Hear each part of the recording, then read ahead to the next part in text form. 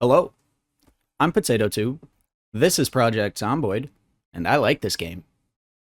Maybe a little too much. If you don't know what Project Zomboid is, here's a brief rundown. Project Zomboid is a hardcore zombie apocalypse sandbox set in 1993 in Knox County, Kentucky. You play as whoever you want.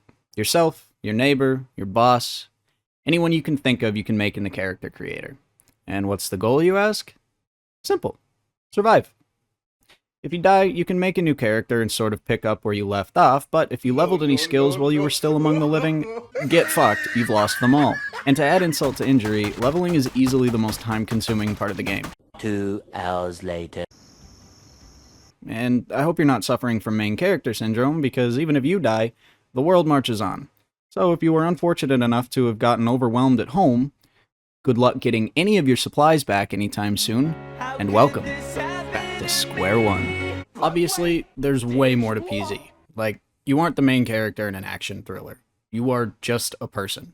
An average individual, one day going about life as usual, enjoying the summer. Then, suddenly, the next, you're caught up in the horrors of an apocalypse that's just beginning. But, like I said, I'm keeping this brief. If you're someone that likes open world survival and you've never heard of Project Zomboid, I highly recommend it. The game offers a challenge that can't be compared to anything else. And speaking of challenges, I'm ready for a new one. I've gotten bored with the save I usually play on, and so much has happened I can't even remember all the struggles it took for us to get to where we are now. My acorn-sized brain just isn't able to hold all that information. So I want to start a new run. One that I can document. One that not only has a more treacherous world to traverse, but I'll also be treating each world like a Minecraft hardcore run. If I die, I delete the world and restart. Permadeath, if you will. I'll put the settings I used as well as the mod list in the description if you're interested in that at all. It took me a while to decide on a build, but eventually I wound up here. An out-of-shape, very underweight, feeble electrician who's also handy, an amateur mechanic, inconspicuous, a light eater, and, well, I had an extra point. Then, after smashing the shit out of the random button, I was greeted by the beautiful Elitas Chadman, the man that would conquer the apocalypse.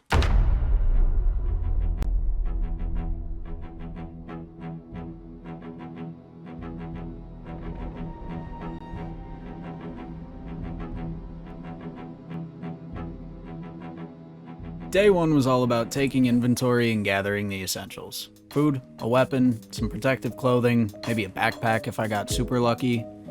So, after the cook show was over, I took stock of what I had in the house and the shed before I crept over to the house next door to grab what I could find. I even got my first kill on the way. After the successful theft of my neighbor's curtains, I snuck back home and tried to be quick about it to avoid drawing any unwanted attention.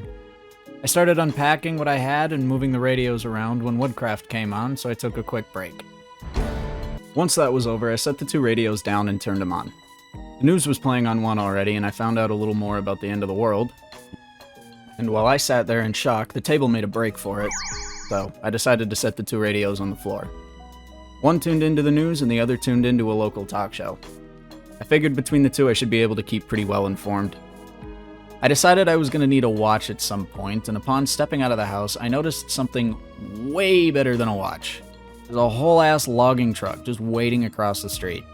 Of course, I had to kill a zombie to get to it, but having something like this right next to the spawn home was a godsend. With a trunk space of 300, this bad boy would be perfect for getting me and my crap out of town if things got too bad. So, I checked vehicle off my list. And the good fortune didn't stop there. The garage behind it had almost all the tools I would need to level my mechanics skill. I didn't find a key, however, but thanks to my genius start build, all I needed to hotwire the truck was one more level in mechanics. On my way back to the house, I found a couple delinquents breaking into the shed and dealt with them accordingly.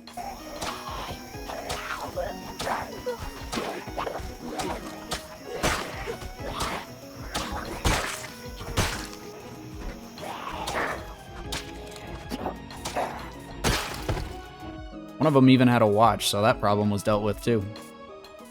After sorting everything out again, I sat my happy ass down to study up melee tactics for a while, and at about 9 o'clock I laid down and did the big sleep.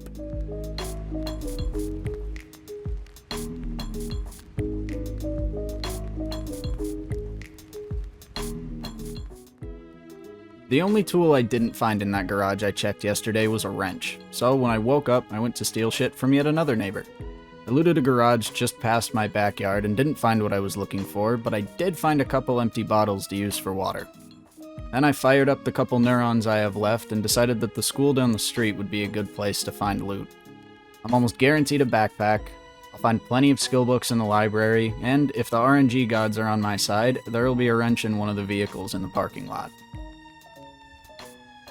On the way over, I looted through a house to see if there was anything useful, killed a zombie in its backyard, and was greeted by a surprisingly zombie-free school parking lot. I looked through all the cars, but sadly no wrench. One did have a key though, so I had a car to tear apart for that next mechanic level at least. Next was the school. I busted in through the library window and started looking for a backpack right away. As I dug through locker after locker, some guy just appeared in the hallway and walked past me, completely unfazed by the zombies pounding on doors throughout the building. This was someone I wanted on my side. I called him back and offered him a bed at my place if he could survive. He agreed, and shortly after I found my backpack. And finally, the library. I was starting to wonder what was going on because, again, I found exactly what I was looking for, and then some. This was the first run in a long time that I wasn't going to have to struggle to find the Advanced Mechanics magazine, and my carpentry skill would be level 7 at least before this week was over. With a satisfying haul and a new member of the team in tow, I set off back home. Which didn't take long, the path was still clear and it's like a block away. When we got back, we found 3 undead shitweasels hanging out in our yard, which Alex dispatched with ease. Then we headed inside to sort out the loot we'd gathered, and sat down to read for a little bit before the evening episode of Exposure Survival.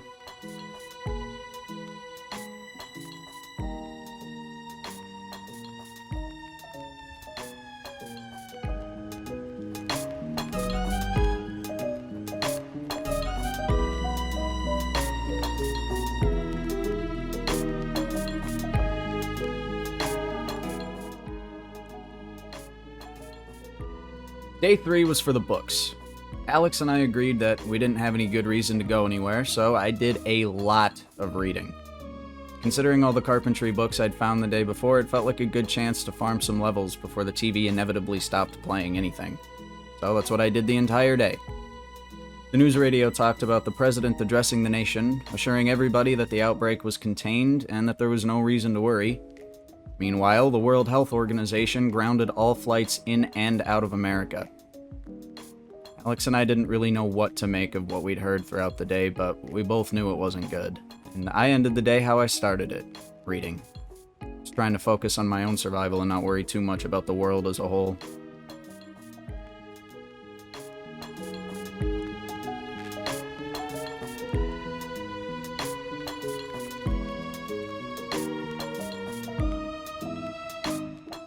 When I woke up, I got straight back to reading. I just wanted to finish the carpentry book I'd started the night before so I'd get as much XP out of woodcraft as possible. The news report at noon was a bit foreboding, but I didn't have long to think about it because just as I finished up my book, a military helicopter showed up. Well, that's not f***ing good. And decided Rosewood would be a good place to turn into a war zone. Holy shit. I assumed they wouldn't be able to tell us from the zombies up there, so we decided not to go anywhere. Again. As the day and the gunfire went on, I could hear a crowd forming in the yard, which made me less upset about not being able to leave the house. There's a shitload right outside. Some small arms fire off in the distance pulled the crowd a little farther down the street, but I still didn't feel safe leaving, not knowing how many were out there. So I got cozy and started reading again. As I sat there waiting for the nighttime news report, I got more and more anxious. At noon, Jackie J neglected to do her signature sign-off, simply telling listeners they need to hear what's next. And after the hellfire that happened outside, I was more eager than ever to hear the evening report. This is Jackie J on LBMW. And I'm Frank Hemingway. This news report will contain information many listeners will find shocking. We have verified survivor accounts and shocking images from inside the exclusion zone. There is violence. Terrible violence in there. In one image, circulated between civilians on the borderline, a man appears with his arm unattached, and apparently unconcerned at his severe injury. This morning's statement by the President suggested that there was a receding chance of recovery. But still a chance. This new evidence would suggest this is an exaggeration. We have pressed officials for an official response. Jackie J and Frank Hemingway, keeping you informed.